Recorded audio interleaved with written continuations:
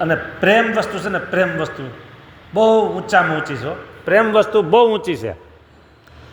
હા, એટલે કે છે કે પ્રેમને વશ થઈ જાય વાલો મારો, પ્રેમને વશ થઈ જાય એ દોડી દોડી સામે જાય વાલો મારો, પ્રેમને વશ થઈ જાય.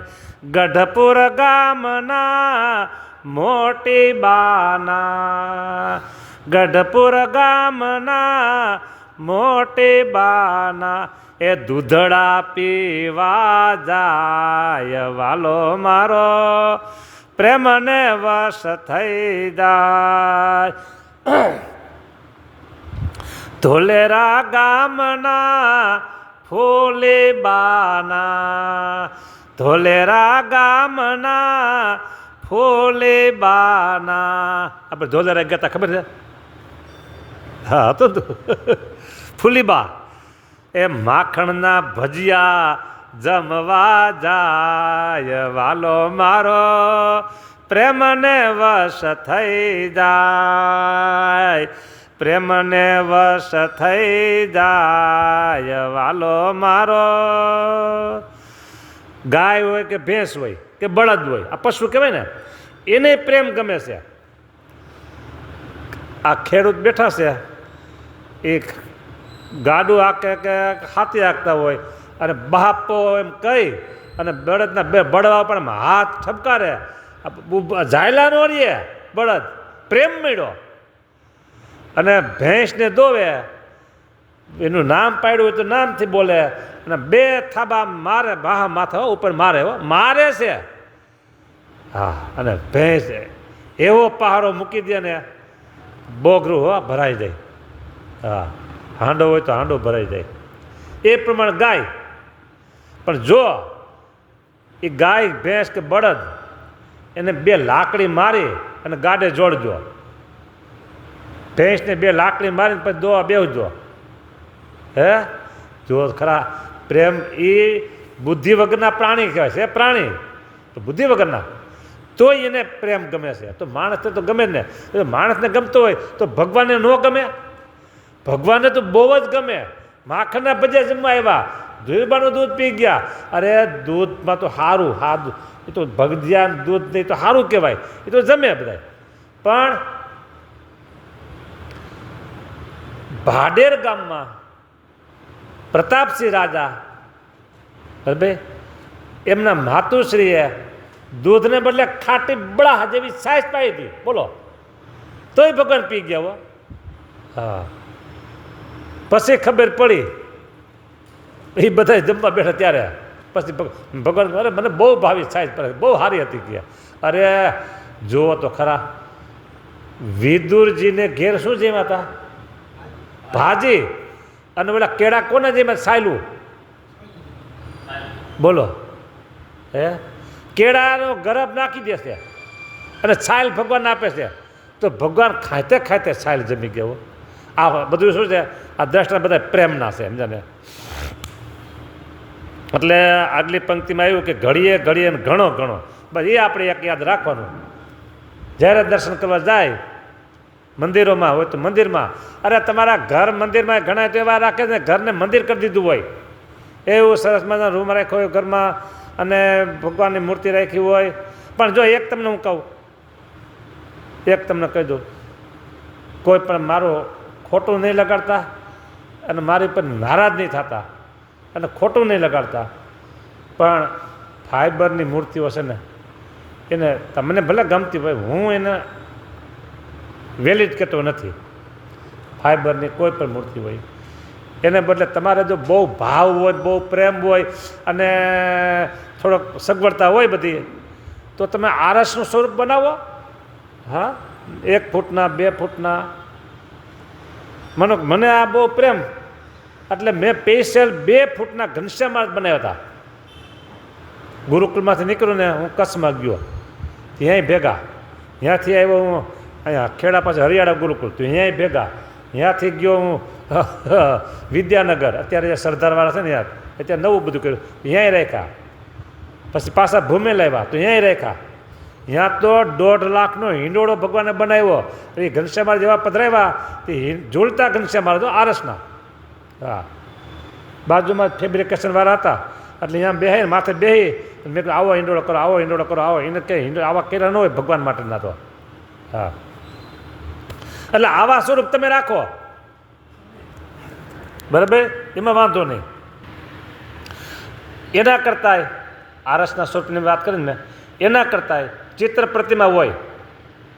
અત્યારે આ લેટેસ્ટ કોમ્પ્યુટરના યુગમાં તમારું મન આમ ભગવાને એવું ચોંટી જાય ને એવી આમ રૂપાળી મૂર્તિઓ અત્યારે કોમ્પ્યુટર બને છે. અને એ લોકો ઘણા મંદિરોમાં વેચાતી, લગભગ ઘણી વેચાય છે. હરિકૃષ્ણમાં જ રાખો, ઘનશ્યામમાં જ રાખો. હા, તમને એમ થાય કે મારે વાઘા પહેરાવા છે અને આમ કરવું છે, એ ન થાય પછી. પણ તમારે હેત કરવું તો થાય એવી મૂર્તિ ચિત્ર પ્રતિમા. તો તમારે મરણનું કે પરણનું સૂતક આવે અને પછી ભગવાનને જળ ધરાવી, થાળ ધરાવી, જળ ધરાવીને પડદો પાડી દો 3 દી 5 દી, એમાં કોઈ દોષ નહીં, બરાબર. અને તમારે જમવું હોય ભગવાન પ્રસાદ તો પ્રસાદ રાખી મૂકવાનો, એ પ્રસાદમાં નાખી દેવાય. પણ સૂતક જે મરણ અને પરણ, જન્મ અને મરણ, આ તો મરણ પરણ શબ્દ આવી ગયો, પરણમાં સૂતક ન હોય. હા, એટલે જન્મનું સૂતક અને મરણનું સૂતક. ઘણા નથી પાડતા એને કાંઈ વાંધો નથી. જે પાડતા હોય અને તમે આવી રીતે મહારાજના સ્વરૂપો રાખો, અને ફાઈબર સ્વરૂપ છે ને, 8 પ્રકારની પ્રતિમા કીધી છે. 8 પ્રકારની પ્રતિમા મેં ઘણી વખત વાતે કરેલી છે. 8 પ્રકારની પ્રતિમા, બરાબર. આ મોબાઈલમાં આગળ કાઢું જ મળી જાય, પણ રેકોર્ડ થાય એટલે ન કઢાય. આગળ તમને 8 પ્રકારની પ્રતિમા કહી દઉં, એમાં ફાઈબર નથી આવતું કે. એટલે એ પ્રતિમા ભગવાનની, ભલે આ કોણ વેચે છે ને કોણ રાખે છે ને કેના ઘરમાં છે એ કંઈ આપણે જોવું નથી. જેને જે રાખતા હોય, આ તો આમાં કથામાં આવ્યું ભગવાનનો પ્રેમ કરવો છે એટલે એના માધ્યમથી મેં આ તમને વાત કરી છે. બાકી જે રાખે એને હું કોઈ ના પાડતો નથી. પૂછે તો હું એને સાચું કહું છું. રાખે ને ના પાડતો નથી, પૂછે એને સાચું કહેવાનું.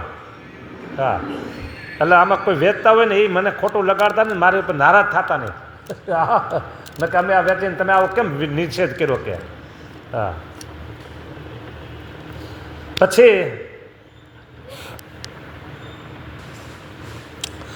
અર્ધ ક્ષણ રહી ન શકે વણ દીઠે વદન વ્રજરાજનું. શેરીએ શોધે સુંદરી લેસન લાવે વળી લાજનું. જો શરમ અને ધર્મ એમ કહે, શરમ અને ધર્મ આ બે ભેગા ન રહી શકે. જો તમારે ધર્મ રાખવો હોય તો શરમને મૂકી દેવી પડે, અને જો શરમ રાખવી પડે તો ધર્મ છોડવો પડે. હા, તો આમાં છોડવું શું? શરમ છોડવી પડે. છોડી પડે નહીં, છોડી દેવાય. હા, આ બધો વાણીનો દોષ કહેવાય. એટલું કેમ શોકેશનું કીધું, એ બધો વાણીનો દોષ. હા, હવે જેને પોતાના આત્યંતિક કલ્યાણની ચિંતા હોય, સાંભળજો મુદ્દો, જેને પોતાના આત્યંતિક કલ્યાણની ચિંતા હોય, એક જેને પોતાના પ્રાણથી વધારે પ્યારા એવા ઈષ્ટદેવને રાજી કરવા હોય, એને લોક લાજ કે શરમ એ કાંઈ એને હાડી બાર એમ કેમ કે એને હાડી બાર. હા, હે, હા હા, લોયાનું ત્રીજું વચનામૃતિ કહેશે, બરાબર. એ રાખવાય નહીં. પછી એમ કીધું કે ભગવાન અને સંત એને માટે શું શું કર્યું એમ કરી એ બધા લોયાના ત્રીજા બધા હરિભક્તો નામ લીધા હો. બોલો, એટલે આ બે વસ્તુ ભળી શકે નહીં. તેલ અને પાણી ગમે તેમ કરો તો એ બીજું મિક્સિંગ ન થાય. દૂધ અને પાણી ખબર ન પડે ભેગું પડી જાય તોય, પણ તેલ અને પાણી જુદા રહે ને, એમ જગત અને ભગત બેને ભેગું થવાય જ નહીં. જ્યાં જ્યાં તમારે આ શરમ અને લાજ એનાથી ભગવાનને આપણું સરતું ન હોય કાજ, તો શરમ છોડી દેવાય, ધર્મ ન છોડાય. અરે એક તમને વાત કરું, જામનગરની વાત છે. કેટલા વર્ષ પહેલાં એ મને ખબર નથી, પણ વાત છે જામનગરના. 9મા ધોરણનો છોકરો, 9મા ધોરણનો છોકરો, એને શિક્ષકે કીધું કે આ તારો ચાંદલો અને કંઠી એ બે ઘરે રાખવાના, અહીંયા નહીં લાવવાના, કાંઈ કંઠી નહીં રાખવાની. છોકરે કાંઈ વાત ગણકારી નહીં.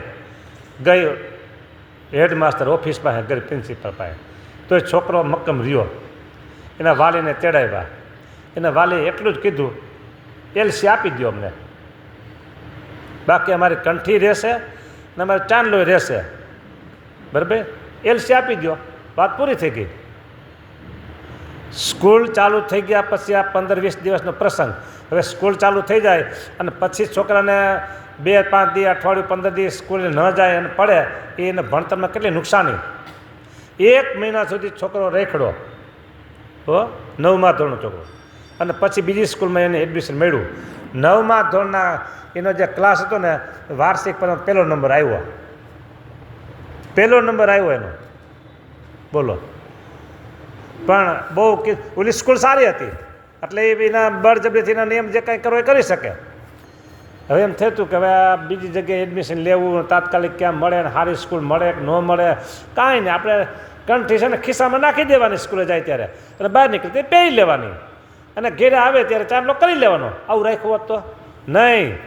આપણે હું ઘણી ખેલ કહું છું કે સિદ્ધાંતમાં સમાધાન ન હોય, નિરંતરમાં બાંધછોડ ન હોય. તો આ સિદ્ધાંત છે, કંઠી રાખવી, તિલક ચાંદલો કરવો.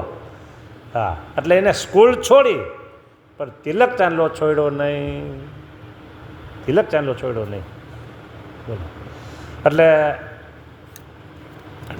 લોક લાજ ભગવાન ભજોય એને સામે રાખવી નહીં કાંઈ. શેરીએ શેરીએ શોધે સુંદરી, શેરીએ શેરીએ શોધે સુંદરી, લેસ ન લાવે વળી લાજનું. આ ગોપીઓ શેરીએ શેરીએ કાનાને શોધે છે. અહીં કે કાનો આવ્યો તો, એ તો કાનો કહેતા ને, અહીં કાનો આવ્યો તો, એમ બધાને પૂછે. લોકમાં શું લાગે? લોકમાં લાગે કેવું? વહરું લાગે. પણ એ કાંઈ આ ગોપીઓ મનમાં લાવી નહીં. હા, માહો માહી વળી પૂછે બાઈ, કૃષ્ણજી તે ક્યાં હશે? એ ક્યાં હશે? એ ખબર તમને? ત્યારે ક્યાં હશે ખબર તમને? અંદરો અંદર પૂછે, બોલો. પછી તો આમાં અત્યારે આવશે છેલ્લે, પછી તો પોકારે છે ગોપીઓ ક્યાં સુધી કે આ કૃષ્ણ મારો ધણી છે, આવું પોકારે છે, બોલો. ચોખ્ખો શબ્દ લેખે સામે આમાં ભાગવતમાં બધે. તો હવે એ કેવું હોય?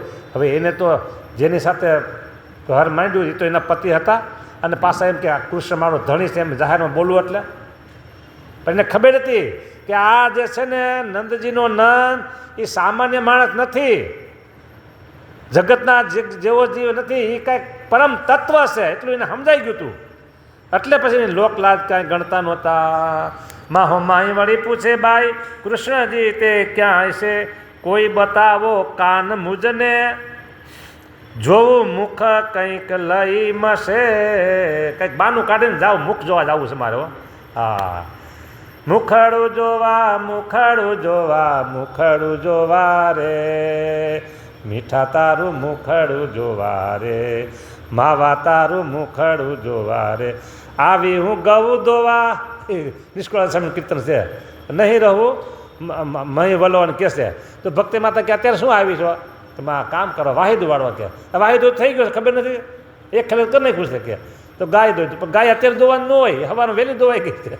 આવા બાના કાઢી કાઢી અને છપૈયાની સ્ત્રીઓ ઘનશ્યામ મારું મોઢું જોવા જતા હતા. માં હાસું કહું મને તમારા લાલનું મોઢું બતાવવાને કાર્ય, પછી વહી જાવ કેવા તમારા ઘનશ્યામનું મોઢું બતાવો. હું તો આવ્યું છે મોઢું જોવા ખાલી તમારા ઘનશ્યામનું. આ તો ખોટા ખાટા બધા બાના કાઢું છું ગયા.